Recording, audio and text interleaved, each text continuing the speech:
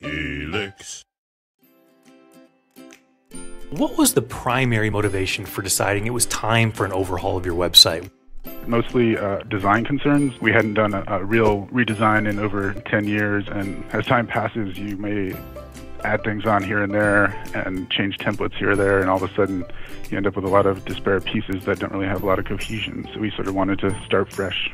So let's talk about this initial scoping exercise you held that you found so helpful in getting all of these various stakeholders on board with the process from the very beginning. We actually have a group of alums and friends of the college. One of their pieces of advice was to do a scoping exercise to do some initial research before the RFP to make sure that everybody's on the same page and knows what we're getting into with the redesign process. And what that did was allow everyone to understand why we're going through this exercise and what the goals are. I think that in higher ed web, there's always that sort of balance between marketing and information and transactional stuff. So, you know, the website serves many audiences, and it can't be 100% a marketing tool, depending on who you ask.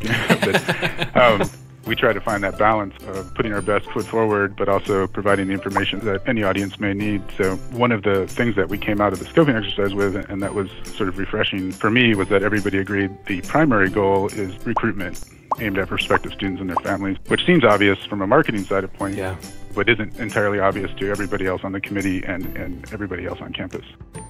And now that you're in the design stage of this process, how have those kind of pre-design exercises and steps you've already taken made this current part of the process easier?